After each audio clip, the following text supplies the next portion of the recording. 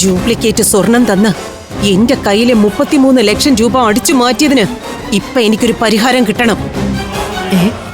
ഏത് സ്വർണത്തിന്റെ കാര്യം അംബിക പറയുന്നേ? ഓ, അപ്പൊ നമ്മൾ തമ്മിൽ നടന്ന ഇടപാടുകളൊക്കെ നീ മറന്നോ? നമ്മൾ തമ്മില് ഒരിടപാട് നടന്നിട്ടില്ലല്ലോ.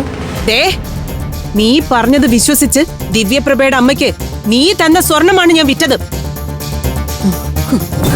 അതിന്റെ ഇടനിലക്കാരിയായി നിന്ന് 3 ലക്ഷം രൂപ അടിച്ചു മാറ്റാൻ മോഹിച്ചു പോയി എന്ന തെറ്റ് മാത്രമേ ഞാൻ ചെയ്തിട്ടുള്ളൂ.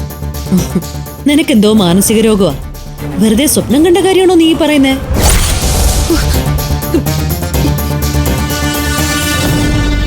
അല്ല, ഞാനും നീയും തമ്മില് എപ്പോഴാ ഈ ഇടപാട് നടന്നേ? എടി, നീ എന്തൊക്കെ പറഞ്ഞാലും 33 ലക്ഷം രൂപ എനിക്ക് ഇപ്പൊ കിട്ടണം. ഇവിടെ നിന്ന് അധികം അഭ്യാസം കാണിച്ചാ ഞാൻ പോലീസിനെ വിളിക്കും. എന്റെ ജീവിതം തകർത്ത നിന്നെ ഞാൻ കൊല്ലുവോടി.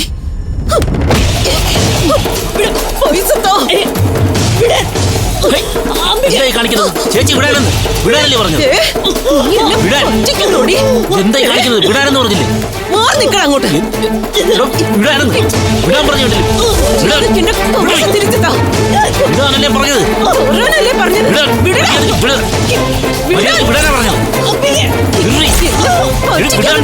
നിങ്ങളുടെ പറഞ്ഞു വിടാൻ.